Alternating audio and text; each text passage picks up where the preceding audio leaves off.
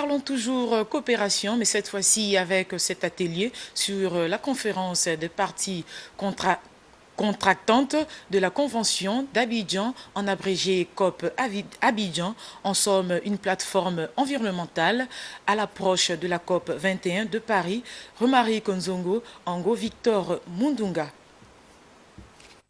À 5 jours de la COP 21 qui aura lieu à Paris le 30 novembre prochain, un atelier sur la protection de l'environnement s'est tenu à Libreville avec entre autres buts la synthèse des 2 derniers exercices de la Convention des parties d'Abidjan, en abrégé COP 10 et COP 11, qui ont eu lieu entre mars 2014 et novembre 2015. Les pays africains côtiers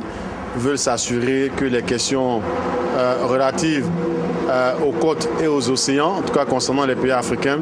ne seront pas oubliées lors de la conférence de Paris, et que les questions telles que l'acidification des océans, les questions telles que l'érosion côtière, les questions telles que la baisse des stocks des produits halieutiques sur la région, donc dans le golfe de Guinée, la question sur les opportunités qui s'offrent aussi aux pays africains en termes de génération d'énergie à partir du vent, des vagues et des marées, ne soient pas oubliées lors de la conférence cadre des changements climatiques qui va se dérouler à Paris. Faut-il encore relever l'importance que revêt la nécessité de protéger l'environnement pour un pays tel que le Gabon? Intérêt manifesté d'ailleurs par la participation à cette réunion de représentants du ministère en charge de l'environnement, des ressources naturelles, de la forêt et de la mer. Mesdames et messieurs, chers collègues, les efforts faits par le Gabon au niveau de la Convention d'Abidjan, dans le cadre des résolutions qui ont été prises à travers diverses COP,